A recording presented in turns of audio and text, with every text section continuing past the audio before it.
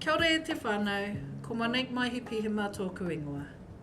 Kua tai te wā, kua tūwhera te pōti. Every year, Ngāti Whātua Ōrākei Trust holds an annual general meeting, AGM, which includes a general resolutions poll for you to vote on.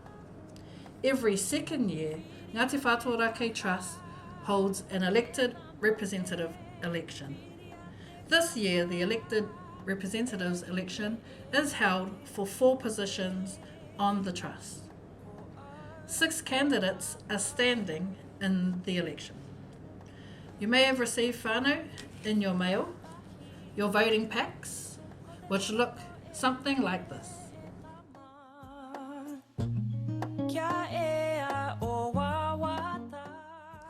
Okay whānau, so let's open the voting pack.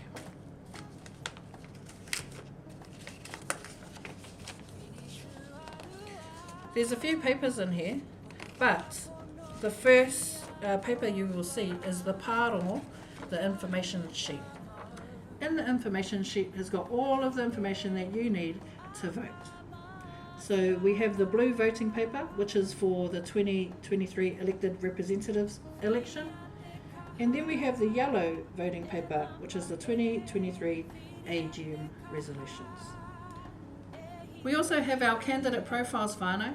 Here you can learn more about our 6 candidates.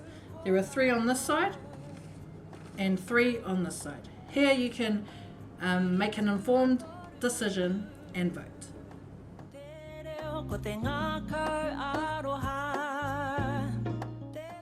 So whānau, you have the blue 2023 elected representatives election form.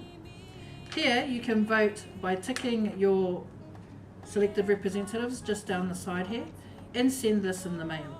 Alternatively, you can vote online. And now we move on to the yellow paper whānau, which is the annual general meeting resolutions. There are 3 ways to vote. Vote either online, via mail, or at the AGM on the 26th of November at Ōrākei Marae.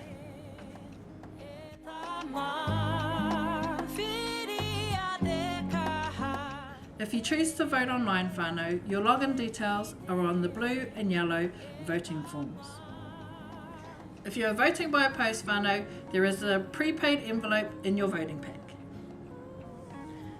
Lastly whānau, if you have any queries or if you have any challenges and you haven't received your voting pack, please contact Elections on 0800 666 040. Alternatively, you can send them an email info@elections.com. Kia kaha koutou, pōti hea.